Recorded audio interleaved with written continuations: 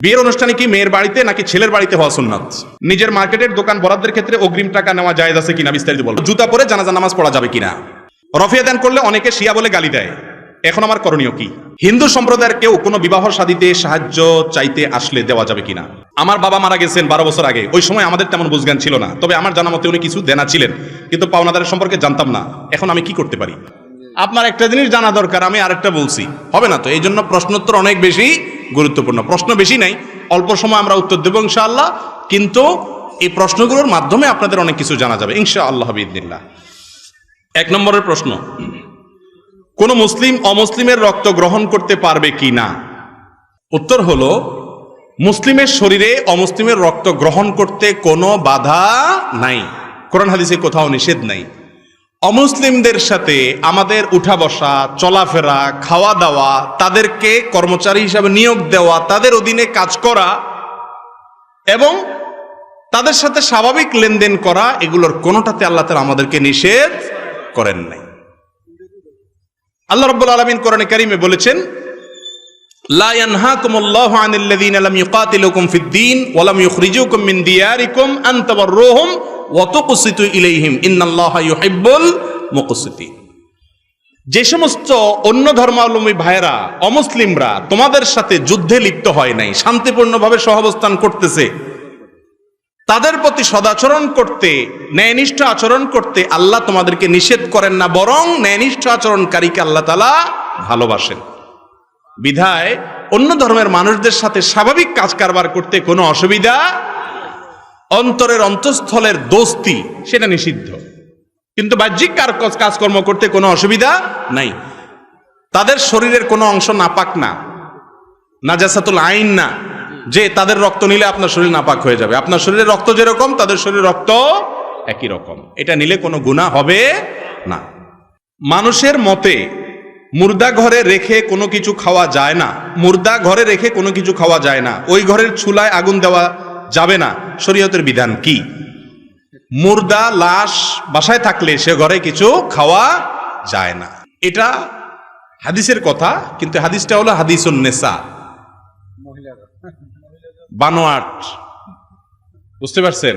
গ্রামাঞ্চলে অনেক সময় মহিলাদের মধ্যে এই সমস্ত কথার কানাঘুষা একটু বেশি থাকে, এই জন্য এটা বললাম হাদিসুন নেসা, হাদিসুর রাসূল না, এটা হলো হাদিসুন নেসা, মায়োলার হাদিস। কোরআন এবং হাদিসে এরকম কোনো কথা হয়নি।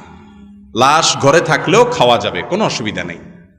আর চুলোয় আগুন জ্বালানো যাবে কিনা লাশ রেখে, এর উত্তর হলো অবশ্যই জ্বালানো যাবে, তবে প্রতিবেশীদের দায়িত্ব হলো কোনো ব্যক্তি মারা গেলে সে বাসার লোকরা যতদিন পর্যন্ত শোক সয়ে সামলে উঠতে না পারেন ততদিন পর্যন্ত তাদের জন্য যেন খাবারের ব্যবস্থা, খাবার দিলেন ঠিকই, আবার কয়দিন পরে 3 দিনের 10 দিনের 40 দিনের নামে গরু জবাই করে পুরো এলাকার মানুষ আবার খাইলেন, তাহলে শুধু আসলে উড়ে নিলেন।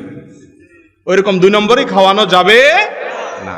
খাওয়াবেন, কোনো বিনিময় আশা করবেন না। তাদের বাড়িতে চুলা জ্বালালে কোনো গুনাহ হবে না, কিন্তু এলাকাবাসীর দায়িত্ব হলো তাদের যাতে চুলা জ্বালাতে না হয় সেজন্য খাবার তাদের জন্য পাঠানো। নবী করিম সাল্লাল্লাহু আলাইহি সাল্লাম বলেছেন, ইসনাউ লি আলি তালিব তুআমান, তোমরা আলে তালিবের জন্য খাবারের ব্যবস্থা করো, কারণ তারা তাদের প্রিয়জনকে হারিয়েছে, মন খারাপ, এই জন্য তাদেরকে খাবার দেওয়া কি সুন্নত। আমার দেশে উল্টা 40-এর নাম দিয়ে তাদের বাড়িতে যায় সবাই খায়, এলাকাবাসী বেহায়া, আমি নির্লজ্জতা। হিংসা নাই, কিন্তু অন্যায়ভাবে মনে কষ্ট দিয়েছে, জুলুম করেছে, আর্থিক ক্ষতি করলে কি করব?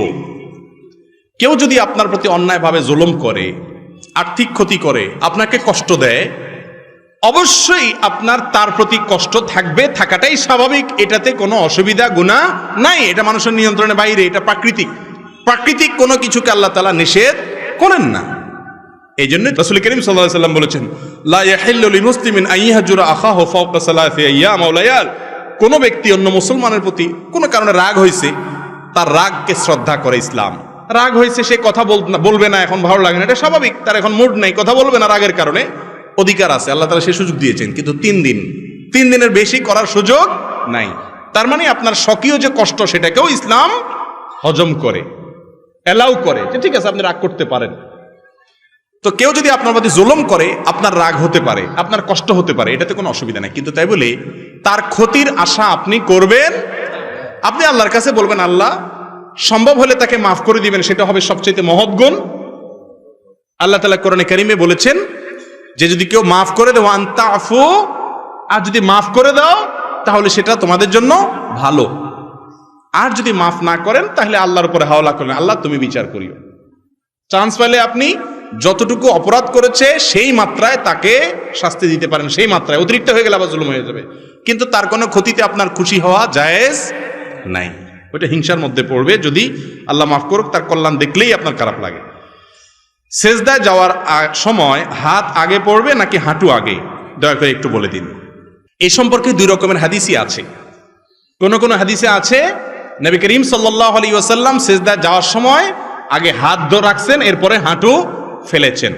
আবার অনেক হাদিসে তার বিপরীতটাও আছে। ইমামে আজম আবু হানিফা রাহিমাহুল্লাহর মাযহাব হলো, তার দৃষ্টিভঙ্গি হলো দ্বিতীয়টা, অর্থাৎ আগে হাঁটু পড়বে তারপরে হাত পড়বে। এক্ষেত্রে যে হাদিসে আছে আগে হাত পড়ছে পরে হাঁটু পড়ছে, ওইটার জবাবে তিনি বলেন হয়তো নবী করিম সাল্লাল্লাহু আলাইহি ওয়াসাল্লাম তখন শারীরিক অসুস্থতা ছিল, সেজন্য এরকম করেছেন। বাকি দুইটার সপক্ষে কি আছে? হাদিস আছে। কামড়া কামড়ির পক্ষে কোনো হাদিস নাই। কথা বুঝতে পারছেন? হিন্দু সম্প্রদায়ের কেউ কোনো বিবাহ শাদীতে সাহায্য চাইতে আসলে দেওয়া যাবে কিনা? যে কোনো অমুসলিমকে আর্থিক সাহায্য করা, সহযোগিতা করা, এটা ইসলামী শরীয়ত দৃষ্টিকোণ থেকে কোনো নিষিদ্ধ কাজ না। আমাদের নবী করিম সাল্লাল্লাহু আলাইহি ওয়াসাল্লাম বহু অমুসলিমকে সাহায্য করেছেন, অনেক অমুসলিমের উপকার করেছেন। তাদেরকে হাওলাত দিতে পারবেন, টাকা পয়সা ধার দিতে পারবেন, কোনো অসুবিধা নেই। তবে আপনার থেকে টাকা নিয়ে সে পুজো করবে, গুনাহের কাজ করবে, আল্লাহর অবাধ্যতার কাজ করবে, শিরকের কাজ করবে, সেখানে আপনি টাকা দিতে পারবেন না। অনেক ভাইরা আমাদের আজকাল উদারতা দেখাইতে গিয়া এমন উদার হয়, সব খুলে দিয়ে দেয়। এই জন্য আল্লাহর সঙ্গে শিরক করলে, এটা শুধু অমুসলিম ভাইদের জন্য না, মুসলমানদের কথা একই কথা। কনসার্ট হবে, গানের অনুষ্ঠান হবে, কিছু লোক আছে দেখবেন মাহফিলের সময় পয়সা দেয়, কনসার্টের সময় পয়সা দেয়। বা মুসলমান আল্লাহ আল্লাহ, বা হিন্দু রাম রাম। বুঝতে পারছেন? সব চরকা তেল দেয়, এটার নাম গোলালু, মুনাফিক। এই খাঁটি মুসলমান হতে পারে না। আমার বাবা মারা গেছেন 12 বছর আগে, ওই সময় আমাদের তেমন বুঝজ্ঞান ছিল না। তবে আমার জানা মতে উনি কিছু দেনা ছিলেন, কিন্তু পাওনাদারের সম্পর্কে জানতাম না। এখন আমি কি করতে পারি? আপনার বাবা জীবদ্দশায় দেনা ছিলেন, উনি পরিশোধ করে যেতে পারেন নাই। এখন আপনার দায়িত্ব হলো বাবার রেখে যাওয়া সম্পদ থেকে দেনাদার পাওনাদারদেরকে খুঁজে বের করে তাদের পাওনা পরিশোধ করবেন। যদি খুঁজে পাওয়া না যায়, তাদের ওয়ারিসদেরকে যদি বেঁচে থাকে তাদেরকে দিবেন। তাদেরকেও যদি খুঁজে পাওয়া না যায় বা কোথায় আছে কোনো হদিস নেই, তাহলে কি পরিমাণ দেনা ছিল সে ফিগারটা বের করে সেই পরিমাণ টাকা আল্লাহর রাস্তায় খরচ করবেন, গরিব দুঃখীকে দিয়ে দিবেন। তাহলে ইনশাআল্লাহ সওয়াবের আশা করবেন না, সওয়াব হবে যে ব্যক্তির পাওনা ওই ব্যক্তির পক্ষ থেকে। তখন তার অ্যাকাউন্টে, তার ব্যাংকে সওয়াব জমা হয়ে যাবে, আপনার বাবা দায়মুক্ত হয়ে যাবেন ইনশাআল্লাহ।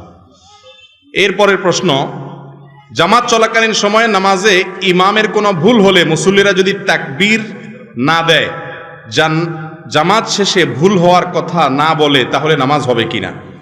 প্রথম কথা হলো তাকবীর দিবেন না, এটা ভুল প্রচলন। এদেশের 99% মানুষ এই ভুলটা করে। সেটা হলো ইমামের কোনো ভুল হলে মুক্তাদিরা পিছন থেকে কি বলে তার ভুল ধরবে? লোকমা দিবে কি দিয়া? সুবহানাল্লাহ, মাশাআল্লাহ। আপনারা তো জানেন, দেখা যায় সব শিক্ষিত এবং দিনদার এবং আলেম ওলামা মানুষ এখানে, মাশাআল্লাহ। কিন্তু এদেশে বেশিরভাগ মানুষ নামাজের পরে পিছন দিয়ে কি বলে? আল্লাহু আকবার বলে। নবী করিম সাল্লাল্লাহু আলাইহি সাল্লাম বলেছেন, আত-তাসবিহু লির-রিজাল ওয়াত-তাসফিকু লিন-নিসা। ইমামের ভুল হলে পেছনে মুক্তাদি যদি মহিলা থাকে তাহলে এভাবে হাতে বাড়ি দিবে, মানে ইমাম সাহেবরে বুঝাবে যে ইমাম সাহেব বেলাইনে চলে যাচ্ছেন। কথা বুঝতে পারছেন? আর পুরুষ যদি থাকে তাহলে বলবে কি? সুবহানাল্লাহ। আমরা বলি কি? আল্লাহু আকবার। আল্লাহু আকবার হাদিসে নেই, হাদিসে আসছে কি? সুবহানাল্লাহ। এর আমলও খুব একটা চালু রে আমাদের সমাজে, জানেই না মানুষ। এটা হলো প্রথম কথা। দ্বিতীয় কথা হলো, ইমাম সাহেবের ভুল হয়েছে, মুক্তাদিরাও লোকমা দেয় নাই, নামাজ শেষ হয়ে গেছে, এখন কি করবে? উত্তর হলো, দেখতে হবে ভুলটা কোন ধরনের। যদি ফরজ ভুল হয়ে থাকে, ফরজ তরক হয়, যেমন ইমাম 4 রাকাত 3 রাকাত পড়ে সালাম ফিরে ফেলেছে, তাহলে তো নামাজ আবার পড়তে হবে বা ওই রাকাত পড়তে হবে। আর যদি ওয়াজিবের ভুল হয় আর সবাই কেবলার দিকেই ফিরে থাকে, তখন স্মরণ হয়, তখনও যদি লোকমা দেয়, ইমাম সাহেব যদি কি করে? সেজদা দেয়, তাইলে নামাজ হয়ে যাবে। আর যদি হাঁটাচলা করে, কথাবার্তা বলে, তারপরে মনে হয়, তাহলে আবার নামাজ পড়তে হবে। আর যদি সুন্নাতের ভুল হয় তাহলে সেক্ষেত্রে কিছুই করা লাগবে না, নামাজ হয়ে গেছে ইনশাআল্লাহ। এরপরে প্রশ্ন হলো, জুতা পরে জানাজা নামাজ পড়া যাবে কিনা? উত্তর হলো, অবশ্যই যাবে। আমাদের দেশে জানাজা নামাজে দাঁড়াইলে সবাই গণহারে জুতা খুলে সামনে রাখে, ঠিক না? রাসূল করিম সাল্লাল্লাহু আলাইহি সাল্লাম বলেছেন, সল্লু ফি আলা সল্লু ফি নিআলিকুম, ও মুসলমানরা তোমরা জুতা পরে নামাজ পড়িও যদি প্রয়োজন হয়। কারণ ইহুদিরা জুতা পরে নামাজ পড়ে না, জুতা খুলে নামাজ পড়াটাকে জরুরি মনে করে। তোমাদের কখনো ঠেকায় পড়ে গেলে দরকার হলে জুতা পরে নামাজ পড়তে পারো। জানাজা নামাজ তো বাহিরে পড়া সুন্নত, মসজিদে না। তো বাহিরে নামাজ হলে জুতা পরেই নামাজ পড়ার কথা। তবে হ্যাঁ, জুতার নিচে যদি নাপাক থাকে, আপনি একটু তলা দেখলেন, নাপাক আছে দেখলেন, তাহলে জুতা খুলে রেখে আপনি নামাজ পড়েন, বা খুলে তার উপরে নামাজ পড়েন, নামাজ হয়ে যাবে। কিন্তু যদি দেখেন যে না, নাপাকের কোনো আলামত নাই, মাটি কাদা তো থাকবেই, এটা তো আর নাপাক না। মাটি কি নাপাক? অতএব মাটি ধুলাবালি থাকলে ওইটা নিয়ে নামাজ পড়া যাবে। নাপাক দেখলে সেটা শুধু খুলে রাখবেন। আর আজকাল নাপাক কোথায়? আগে তো যেখানে সেখানে পায়খানা করতো মানুষ, এখন তো আলহামদুলিল্লাহ সব পাকা পায়খানা, যার কারণে যেখানে সেখানে তো নাপাক থাকেও না। যদি থাকেও, পরবর্তীতে জুতা কত জায়গা দিয়ে হাঁটতে হাঁটতে ওইটা মুছে আলামত শেষ হয়ে যায়। বিয়ের অনুষ্ঠানে কি মেয়ের বাড়িতে নাকি ছেলের বাড়িতে হওয়া সুন্নাত? বিয়ের অনুষ্ঠান কি মেয়ের বাড়িতে হবে নাকি ছেলের বাড়িতে হবে? যে কোনো জায়গায় হতে পারে, এমনকি দোনোটা না হয়ে থার্ড কোনো জায়গাতেও হতে পারে। একটি জয়ীফ হাদিস আছে, আলিনু হাদান নিকাহ ওয়াজআলুহু ফিল মাসাজিদ, এই বিবাহের প্রচলন প্রচার করো, এটা গোপনে গোপনে করার জিনিস না। 2 নম্বর বিয়ে গোপনে হয়, আর এটাকে প্রচার করো, আর মসজিদে করো। এই মসজিদে করার হাদিসটা দাইফ, এর সনদটা সম্পর্কে মুহাদ্দিসরা বলেছেন সহিহ নয়। এই জন্য বিবাহটা যে কোনো জায়গায় হতে পারে। মেয়ের পক্ষ বা ছেলের পক্ষে কারো একজনের বাড়িতে বিয়ে আগ্ধ হইতে হবে এমন কোনো শর্ত। তবে বিয়ের খাওয়ার অনুষ্ঠান কোথায় হবে? ছেলের বাড়িতে। আমাদের দেশে বরযাত্রী আছে না? বরযাত্রী চিনেন? বরযাত্রী কোনটা? ছেলের গোষ্ঠী বেহায়ার মতো 200-300 মানুষ মেয়ের বাপের উপরে যায় চাঁদাবাজি করে খাইয়া আসে। এর নাম হইল বরযাত্রী। কি যাত্রী? আরে ভাই, বরযাত্রী না, ওটা ভুল নাম। ওটার আসল নাম হলো কি যাত্রী? বরযাত্রী। কেন বরযাত্রী বলছে জানেন? ইসলামে বিবাহ উপলক্ষে একটা খাবারের অনুষ্ঠানের অনুমোদন দিয়েছে, সেটা হলো ওলিমা। আর এই ওলিমা করবে কে? ছেলে। বিয়ে করছে ওই ছেলে। একটা আস্ত মেয়ে, মা বাপ জন্ম দিয়ে ছোটবেলা থেকে লক্ষ লক্ষ টাকা ইনভেস্ট করে পড়ালেখা করে বড় করাইছে, একটা আস্ত অ্যাডাল্ট মানুষ ধরে উঠে নিয়ে আসতেছে সারা জীবনের জন্য। এই বেটা খুশির চুলে সবাই খাওয়াবে, ঠিক না? ঠিক। উল্টে আবার বেহার মতো আনে তো আনে, আবার যায় এদের বাড়িতে দেখা, আবার যৌতুকও চায়, ঠিক না? ঠিক। এর চাইতে অসাধ্য দরজার নির্লজ্জ বেহায় আল্লাহর জমিনে আর হতে পারে না। শ্বশুর বাড়ি থেকে যৌতুক চান, কত বড় নির্লজ্জ কাজ জানেন? আজকাল তো চায়ও না, কয় এমনিই দেয়। বলে যে ফ্রিজটা তো আসলে আমার দরকার নাই, আপনার মেয়ের শান্তির জন্যই তো ফ্রিজে রাখবে। আর মোটরসাইকেল আমি কি করব? আপনার মেয়েকে পিছনে ঘুরানোর জন্যই তো দরকার, তাই না? টেলিভিশন তো আমার লাগে না, আমি তো বাইরে বাইরে থাকি, আপনার মেয়ের একটু দেখা লাগে। বুঝছেন নি কথা? এই টাইপের যৌতুক চায়। এগুলোর নাম হলো ডিজিটাল ভিক্ষুক। নির্লজ্জ বেহায়া আল্লাহর জমিনে যদি 1 নম্বরের থাকে, শ্বশুর বাড়ি থেকে যে সমস্ত বেহায়া, যে সমস্ত নির্লজ্জ বলে কয়ে ঘুরাইয়া ফিরাইয়া ইশারা ইঙ্গিতে ওরে দিয়া তারে দিয়া ঘটকরে দিয়া চাওয়ায়, এগুলো হলো আল্লাহর জমিনের সবচেয়ে বড় বেহায়া। কথা বুঝতে পারছেন? একটা মেয়ের বাপ যখন হবেন সেদিন বুঝবেন। একটা মেয়েকে জন্ম থেকে বড় করা পর্যন্ত লক্ষ লক্ষ টাকা ইনভেস্ট করেছে ওই ভদ্রলোক ভদ্র মহিলা, আপনার শ্বশুর শাশুড়ি। আস্ত মেয়েটা উঠাই দিছে আপনার কাছে, সারা পড়ালেখা করেছে মেয়ের বাপে। সার্ভিসটা নিবে কে? কথা বলেন। সার্ভিসটা নিবে স্বামী, তার ছেলে মেয়ে পড়াবে, ঠিক না? ঠিক। সুস্থ রাখছে তার বাপ মায়, আল্লাহ করাইছেন, ওনারা ট্রিটমেন্ট করাইছেন, কিন্তু ভোগ করবে কে? স্বামী। এই মেয়েকে বড় করতে যা লাগছে, উচিত হলো সব টাকা ক্যাশ ক্যাপিটাল হিসাব করে শ্বশুর মেয়েকে বলা যে শ্বশুর মশাই কত লাগছে এই মেয়েকে এই পর্যন্ত আনতে, হিসাব করে ফিগারটা বলেন, সব দিয়া তারপরে সসম্মানে আনা দরকার ছিল। বেহায়া দেয় তো না, বাসর রাতে মহারানা মাপ চায় নেয়, উল্টারও যৌতুক চায়। আল্লাহ তাআলা আমাদেরকে হেদায়েত দান করুন। বরযাত্রী এই জন্য বললাম যে আজকাল তো চুক্তি করে 300 মানুষ না 200 না, আমাদের 400-300 মানুষ আছে, কমাইছি 50 জন হবে, এরকম চায়া চিন্তি খায়। ছি ছি ছি। আবার কোন কোন সেদিন বরিশালে বোধহয় এক বিয়েতে আপনার গোশত কম হয়েছে, মারামারি হয়েছে, বিয়ে ভাঙছে, মানুষও মারা গেছে। এই দেশে এটা সম্ভব? আল্লাহু আকবার। আমরা আবার মুসলমান, নামাজ কালাম পড়েন না মুসলমান পাওয়া যায়, কিন্তু আসল মানুষের মতো মানুষ মুসলমান পাওয়া এখন কঠিন হয়ে গেছে, মানুষ নেই। তো এই জন্য বললাম বরযাত্রী টাত্রী নাই, বিয়ে যেখানে ইচ্ছে সেখানে পড়ান, তবে অনুষ্ঠান হবে শুধুমাত্র মেয়ের বাড়িতে। এমন যুবক আছেন যে বিয়ে করবেন আর বলবেন আমার বিয়েতে এই 2 নম্বরই হবে না, যৌতুকের তো প্রশ্নই ওঠে না, শ্বশুর মশাইয়ের বাড়িতে কোনো খাওয়ান দাওয়ান নাই, মেহমান যা আছে আমি খাওয়াবো, এরকম বাপের বেটা মতো বিয়ে করেন না যুবক আছেন? হাত তোলেন, আল্লাহ তাআলা তৌফিক দান করো। মুশকিল হলো এখন হাত তুললে কি হবে, বিয়ের অনুষ্ঠানে তো আপনারা এরকম রুমাল মুড়ে দিয়া বলবে তোমার কোনো কথা নাই, চুপ, মুখে রুমাল দিয়ে দেয় না, এর মানে হলো তোর কোনো কথা নাই। আরে বাবা বিয়ে করব আমি, আমার কথা নাই মানে? আল্লাহ তাআলা আমাদেরকে কুসংস্কারের বিরুদ্ধে সংগ্রাম করার তৌফিক দান করুন। অসামাজিক, অনাচার, জুলুম, অবিচার, মেয়ের বাপ হওয়া কি অন্যায়? এটা মনে হয় অন্যায়, এমন একটা ভাব। মেয়েটা দিয়ে দিবে আবার সাথে যৌতুক দিবে, যৌতুকের বিরুদ্ধে সংগ্রাম করতে হবে আমাদের ইনশাআল্লাহ। মৃত ব্যক্তিকে সামনে রেখে 0.5 ঘন্টা 1 ঘন্টা ওয়াজ করে, এটা কি হাদিস দ্বারা প্রমাণিত? না, এটা ভুল কথা। মৃত ব্যক্তিকে সামনে রেখে, লাশকে সামনে রেখে ঠিকই বলছেন, এটা ওয়াজই।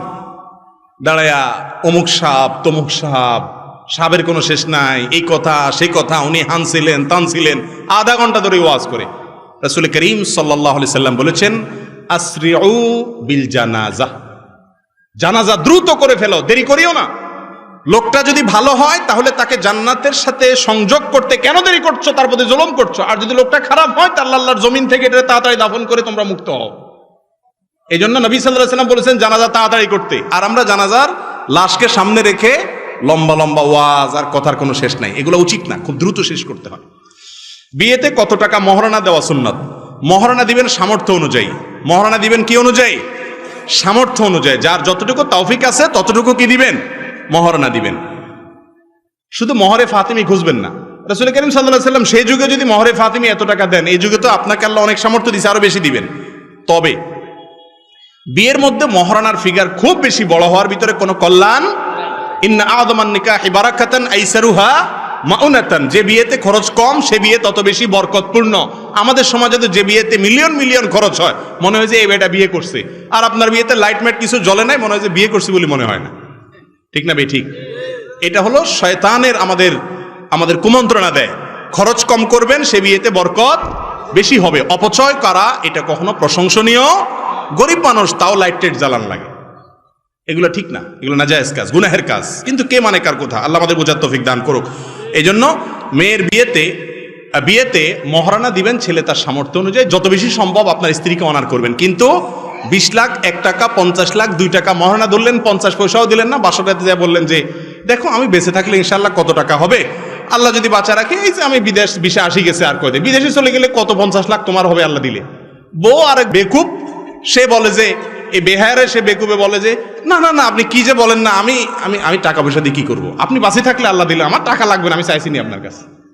ঠিক না বে ঠিক? এরপর যখন বেজাল লাগে এবার কয় মহারণা দে চান্দু। ঠিক না বে ঠিক?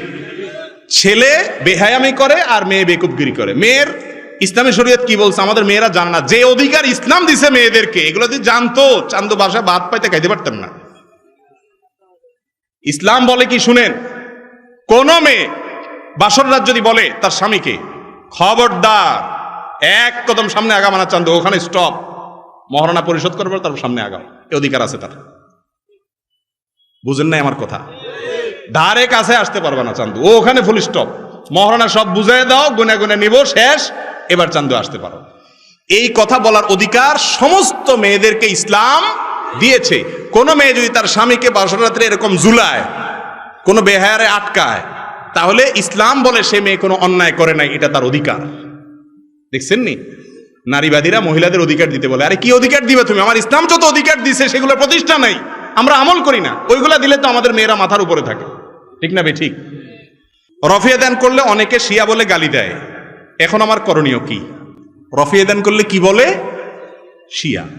রফিয়া দান করলে যে ব্যক্তি শিয়া বলে সে গণ্ড মূর্খ, সে গণ্ড মূর্খ। কারণ রাসূল করিম সাল্লাল্লাহু আলাইহি সাল্লামের সালাতে রফিয়া দান ছিল কিনা 2 রকমের হাদিসই আছে। রফিয়া দান করার সপক্ষে অনেক হাদিস আছে। অতএব নবী করিম সাল্লাল্লাহু আলাইহি সাল্লামের হাদিস থাকা সত্ত্বেও যদি এটাকে শিয়াদের কাজ বলে, তাহলে সে শিয়া আর সুন্নি আসলে চিনে না। এটা হলো মূর্খতা। এটা কি? মূর্খতা। আল্লাহ আমাদের বোঝার তৌফিক দান করুক। তাবিজ কি আসলে শিরক। হ্যাঁ, সন্দেহ হয় নাকি? মানে আল্লাকা তামিমাতান ফাকাদ আশরাকা, নবী করিম সাল্লাল্লাহু আলাইহি সাল্লাম বলেছেন যে ব্যক্তি তামিমা ঝুলাইলো সে শিরিক করলো। তবে ইমাম ইবনে তাইমিয়া রাহিমাহুল্লাহর মতে কোরআনে কারীমের আয়াত বা হাদিসে বর্ণিত কোনো দোয়া লিখে ঝুলাইলে সেটা শিরিক হবে না। আগের যুগের প্রতিমাদের নামটাম লিখে ঝুলাইতো সেগুলোকে শিরিক বলেছেন। এটা ইমাম ইবনে তাইমিয়া রাহমাতুল্লাহির মত, আমার মত না। অনেক ওলামাদের মতে কোরআন হাদিসের আয়াত দিয়া লিখলে জায়েজ আছে। কিন্তু তাবিজের মধ্যে বেশিরভাগ তাবিজ যারা দেয় দেখবেন ফেরাউন, কারুন, নমরুদ, হামান, শয়তান এসব লেখে, ইয়া জিব্রাইল, ইয়া মিকাইল, এগুলো যে হারাম এ ব্যাপারে কোনো সন্দেহ নাই। আর 2 নম্বর কথা হলো যে তাবিজ ব্যবহার করা, দেওয়া, এটা যে সুন্নাহ বিরোধী কাজ, এটার বিরোধিতা করার মতো কোনো মৌলবী দুনিয়াতে জন্ম নেয় নাই। কারণ রাসূল করিম সাল্লাল্লাহু আলাইহি সাল্লাম জীবনে কখনো তাবিজ ব্যবহার করেন নাই, কাউকে তাবিজ দেন নাই। তিনি কি করছেন? ঝাড়ফুঁক করেছেন। ঝাড়ফুঁক, সূরা ইখলাস, সূরা ফালাক, সূরা নাস, সূরা ফাতিহা পড়ে পানিতে ফু, তেল পড়া, শরীরে ফু, এগুলো জায়েজ, এগুলো তিনি জায়েজ না শুধু সুন্নাহ। কিন্তু তাবিজ নবী করিম সাল্লাল্লাহু আলাইহি সাল্লাম ব্যবহার কখনো করেন নাই। তো আমরা তো নবীজি যেটা করছে সেটা করা উচিত, ঠিক না? ঠিক। এরপর প্রশ্ন হলো আল্লাহকে খোদা বলে ডাকা যাবে কিনা? আল্লাহকে খোদা বলবেন কেন? আল্লাহর নামের তল পড়ছে নাকি? আল্লাহ তাআলার কতগুলো নাম আছে? 99টা নাম আছে এরকম যেগুলো মুখস্থ করলে জান্নাতে যাবে। হাদিসে আসছে ইন্না লিল্লাহি 99 ইসমা, আল্লাহ তাআলার 99টি নাম আছে যেগুলো ডাকলে, যেগুলা মুখস্থ করলে আল্লাহ তাআলা তাকে জান্নাত দেন, এবং সেগুলোর অর্থ বুঝলে, তার প্রতি ঈমান আনলে ঈমান পরিপূর্ণ হয়। আল্লাহর অনেক নাম আছে, আল্লাহ, রহমান, রহিম, ওয়াদুদ, সত্তার, গফফার, অনেক নাম আছে, সেগুলো দিয়ে ডাকেন। সেগুলো না রেখে খোদা কেন ডাকবেন? ভাইরা আমার, খোদা নামটা আমাদের দেশে প্রচলিত বহুদিন থেকে। যারা গুগল বুঝেন, গুগল ইন্টারনেটে সার্চ যারা বুঝেন, বিশেষ করে তরুণ আলেম যারা আছেন, খোদা, খা দালালিফ, খোদা লিখে গুগলে সার্চ দিবেন, দেওয়ার পরে দেখবেন উইকিপিডিয়া আপনাকে কি তথ্য দেয়। দেখবেন যে বিভিন্ন প্রতিমা পূজারীদের, কোন মুশরিকদের থেকে তাদের দেবতাকে তারা এই নামে, প্রায় এই নামেই ডাকতো, কাছাকাছি নামে। যদিও খোদা শব্দের অর্থ খারাপ না। খোদা মানে হলো যিনি নিজে নিজে এসেছেন বলতে হঠাৎ তিনি তো কোথাও ছিলেন, আসছেন এমন না, মানে যিনি কোনো বাপ মা, কোনো সৃষ্টিকর্তা ছাড়াই যার অস্তিত্ব, তার অস্তিত্বের জন্য কারো মুখাপেক্ষী নন। খোদা বলতে এই কথা যদি বোঝানো হয় তাহলে অর্থের দিক থেকে এটা খারাপ কিছু না। কিন্তু আল্লাহ তাআলা কোরআনে বলেছেন ওয়ালিল্লাহিল আসমাউল হুসনা ফাদউহু বিহা, আল্লাহর অনেক সুন্দর নাম আছে, সেগুলো দিয়ে ডাকো। আপনার আল্লাহর সুন্দর নাম দিয়ে ডাকতে নিষেধ করছে কি? আপনি কেন আরেকটা দিয়ে ডাকবেন? তবে হ্যাঁ, আল্লাহর সুন্দর নামের অর্থ বাংলায়ও ডাকতে পারেন, হে সৃষ্টিকর্তা, হে পালনকর্তা, হে রিজিকদাতা, এগুলো দিয়েও ডাকা যায় আল্লাহকে।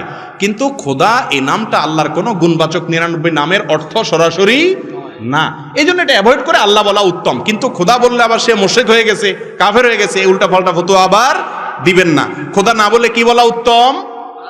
আল্লাহ বলা উত্তম। সর্বশেষ প্রশ্নের বিশাল বড় বহর, বিড়ি, সিগারেট, জর্দা, সাদা বিক্রি করা এবং খাওয়া জায়েজ আছে কিনা?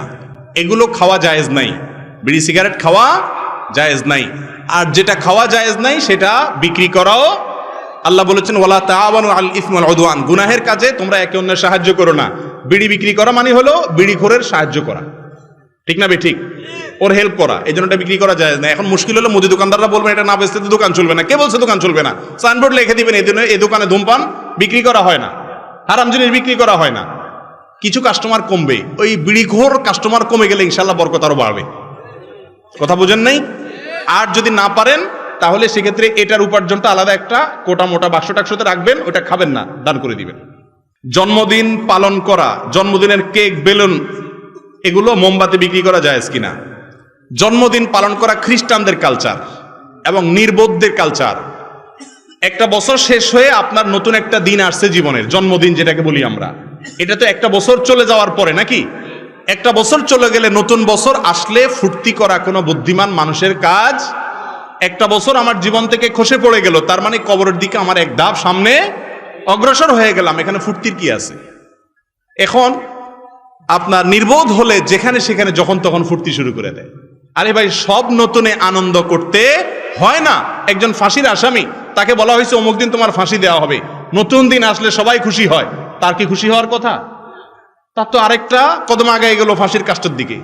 আমাদের ফাঁসির কাষ্টের আসামি না হই, কিন্তু আমাদের মৃত্যুর পরোয়ানা মাথায় নিয়েই তো আমরা জন্মগ্রহণ করেছি। কুল্লু নাফসিন যায়কাতুল মাউত, সবাই মৃত্যু স্বাদ আস্বাদন করব। একটা জন্মদিবস আসা মানে হলো জীবন থেকে একটা বছর চলে যাওয়া, এখানে ফুর্তি হওয়ার কিছু নাই, বরং চিন্তা করার বিষয়, ঠিক না? ঠিক। এই জন্য জন্মদিবস আসলে কেক কাটা, ফুল দেওয়া, এই সমস্ত ফুর্তি ফার্তা করা, এগুলো খ্রিস্টানদের কালচার, এটা মুসলমানদের কালচার না। মুরব্বীদেরকে জিজ্ঞাসা করেন তো জন্মদিবস কি জানতো নাকি? ভাতই খাইতে পাইতো না, কিসের কেক কাটবো আবার? আর এখন তো মাশাআল্লাহ ভাত তরকারি খাইয়া উৎমা থাকে, আরো সুখের ছোট, এখন কেকও কাটে, মোমবাতিও জ্বালা, পারলে আরো অনেক কিছু করে। ঠিক না বেঠিক? এগুলো ভুল কাজ, জায়েজ নাই। ইসলামী ব্যাংকগুলো কি কি? সর্বনাশ। ইসলামী ব্যাংকের নামে মুখস্থ রাখছেন কি কি ইসলামী ব্যাংক আছে? আমি সোশ্যাল ইসলামী ব্যাংকে সরিয়া বোর্ডে ছিলাম, এখন নাই। তো ইসলামী ব্যাংকের সিরিয়াল কোনটা কোনটা আছে ইসলামী ব্যাংক আমি তো জানি না। বাংলাদেশে যে সমস্ত ব্যাংকগুলো নামের সাথে ইসলামী ব্যাংক লেখা আছে, এই ব্যাংকগুলো কেন্দ্রীয় শরিয়া বোর্ডের অধীনে, এগুলোতে শরিয়া বোর্ড আছে, ওলামাদের তত্ত্বাবধান আছে, চেষ্টা করে ইসলামী ব্যাংকিং পরিচালনা করার, অন্তত সুদের বিরুদ্ধে একটা চেষ্টা তারা করে। এই জায়গা থেকে তারা অবশ্যই অ্যাপ্রিসিয়েট পেতে পারে। এবং গত কয়েক বছর আলহামদুলিল্লাহ অনেকগুলো ইসলামী ব্যাংক হয়েছে দেশে আলহামদুলিল্লাহ।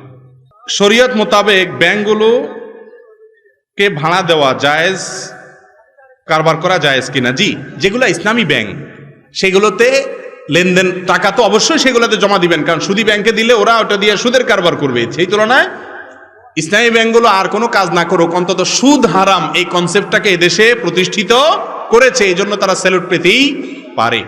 এই জন্য লেনদেন বলতে টাকা পয়সা জমা করার ক্ষেত্রে অবশ্যই ইসলামী ব্যাংকগুলোকে, যে কোনো ইসলামী ব্যাংকে আপনি বেছাই নেবেন। আর স্কিমে বিভিন্ন পলিসিতে রেখে টাকা ভোগ করা, লভ্যাংশ নেওয়া, এটা নিরুপায় না হলে, রিটায়ারমেন্টে চলে গেছেন, কোনো হালাল ব্যবসা করার জায়গা নেই, এরকম ব্যক্তি হলে তার জন্য জায়েজ। আর বাকিদের জন্য না জায়েজ না, সন্দেহপূর্ণ।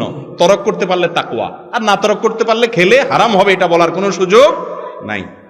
নিজের মার্কেটের দোকান বরাদ্দের ক্ষেত্রে অগ্রিম টাকা নেওয়া জায়েজ আছে কিনা বিস্তারিত বলবেন। একটু জটিল মাসআলা। মার্কেট অথবা বাসা বানার ক্ষেত্রে অগ্রিম নেওয়ার কালচার আছে আমাদের দেশে, এই অগ্রিম নেওয়া জায়েজ আছে। মুশকিল হলো এটাকে অগ্রিম বলে না, বলে জামানত। জামানত নিলে ওই টাকা আপনি ব্যবহার করতে পারবেন না বাড়িওয়ালা হিসাবে। এই জন্য ভাষা আপনি প্রশ্নে যেটা ব্যবহার করেছেন ওইটাই আপনাকে করতে হবে, অগ্রিম। ফর এক্সাম্পল, ওনার দোকান আমি ভাড়া নিছি, 10 লাখ টাকা ওনাকে জমা দিয়া দোকানটা নিছি আমি, এই টাকাটা হবে অগ্রিম। কিসের অগ্রিম? ভাড়ার অগ্রিম। মাসে 10,000 টাকা ভাড়া চুক্তি হলো, ওই 10 লাখ টাকা থেকে 1%, 2% বা 5% ভাড়া থেকে কাটবে মাসে মাসে। কথার কথা, মাসে মাসে 100 টাকা করে কাটলো, 1000 টাকা করে, নামমাত্র একটা ফিগার। যেদিন আমরা চুক্তি ভঙ্গ করব, আমি ওনার দোকান ছাড়িয়ে দিব, উনি ওই 10 লাখ টাকা থেকে 10% করে কেটে কেটে 100 করে মাসে কেটে, কথার কথা 1 বছর পরে ছাড়লাম, তাহলে 1200 টাকা কেটে বাকি টাকা আমাকে উনি কি দিবেন? ফেরত দিবেন। এটা জায়েজ। কথা কি বুঝাতে পারছি?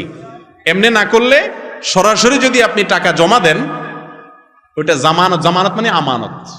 এই টাকা উনি ভোগ করতে পারবেন না, কোনো ব্যবসা খাটাতে পারবেন না। এখন সবাই ব্যবসা খাটা, তো যেন জায়েজ হয় সেজন্য পদ্ধতি বললাম, এটাকে অগ্রিম হিসাবে কি দিতে হবে? জমা দিতে হবে, জামানত হিসাবে না। সুদ ভিত্তিক ব্যাংকগুলোর সাথে চাকরি কাজ করা জায়েজ কিনা? সুদ ভিত্তিক ব্যাংকগুলোতে সুদের কারবারের সাথে সরাসরি জড়িত হলে এরকম কোনো কাজ করা জায়েজ না। নবী করিম সাল্লাল্লাহু আলাইহি ওয়াসাল্লাম বলেছেন, সুদের লেখক, সাক্ষী, হিসাব রক্ষক, এদের সবার প্রতি আল্লাহর লানত নাজিল হয়। অতএব সরাসরি সুদের সাথে জড়িত এরকম কোনো কাজ করা জায়েজ নাই। একজন নিজে সিনেমা দেখে না, কিন্তু সিনেমা হলের টিকিট বেচে বসে বসে চাকরি করবেন আপনি? কেন করবেন না? কারণ আপনি তো সাহায্য করতেছেন, এই জন্য এটা করা কি নাই? জায়েজ নাই। ব্যবসায়ীদের উদ্দেশ্যে কিছু বলেন। ব্যবসায়ীদের উদ্দেশ্যে মাহফিল হচ্ছে, ব্যবসায়ীদেরকে বলবো, নবীদের সঙ্গে হাসর পেতে চাইলে সত্যবাদিতার সাথে ব্যবসা করবেন, চিটারি করবেন না, প্রতারণা করবেন না, লাভ কম করবেন, আল্লাহকে ভয় করবেন ইনশাআল্লাহ। মহিলাদের চাকরির বিধান কি? মহিলারা পর্দার বিধানকে মেনে রেখে কি করতে পারবে? চাকরি করতে পারবে। মসজিদে জমি দানের ক্ষেত্রে রেজিস্ট্রি করা বাধ্যতামূলক কিনা? রেজিস্ট্রি করেন আর না করেন, মসজিদ দান করতে হবে। খাস জমি, সরকারি জমি, মানুষের জমি দখল করে মসজিদ করা যাবে? বেশিরভাগ মসজিদ কমিটি আলারা রাস্তার জমি দখল করে, খাস জমি দখল করে, মানুষের আইল ঠেলে। আল্লাহর ঘরের জন্য যদি জায়গা চুরি করেন তাহলে শাস্তি আরো ডবল হবে। আল্লাহ বলবে, আমার ঘরকে আসামের কাঠগড় কেন দাঁড় করেছিস? অনেকে মনে করে মসজিদের জন্য চুরি করলে মনে জায়েজ আছে, এটা ভুল। মসজিদের আয়োজক কমিটি সবাইকে নামাজের দাওয়াত? জি, অবশ্যই সবাইকে আমরা নামাজের দাওয়াত দিতে হবে। নামাজ পড়া তো মুসলমানের জন্য ফরজ। নামাজ না পড়লে অনেক ইমামের মতে ইমানই থাকে না, কাফের হয়ে যায় অনেক ইমামের মতে। ইমাম অবনতর মতে না, অবশ্য এই জন্য নামাজ তো অবশ্যই পড়তে হবে। চেয়ারে বসে নামাজ পড়া জায়েজ আছে কিনা? যে ব্যক্তি দাঁড়ায় পড়তে পারে না, সে ব্যক্তি চেয়ারে বসে রুকু করতে পারে না, সেজদা করতে পারে না, কোমর ভাঙতে পারে না, অসুবিধা হয়, তার জন্য বসে চেয়ারে নামাজ পড়া জায়েজ আছে। কিন্তু সারা দুনিয়ার দা বাড়ায় বেড়াইতেছেন, আয়সা মসজিদে ধপাস করে বসে চেয়ারে নামাজ পড়া শুরু করলেন, এটা জায়েজ নাই। কার সামনে বসে বাকাওতি করে নামাজ পড়তে আসছেন? এটা তো বিনয় দেখানোর জায়গা। আজকাল মসজিদগুলোতে এত চেয়ার, এটা কি মসজিদ না আরএফএল এর শোরুম? সন্দেহ হয়।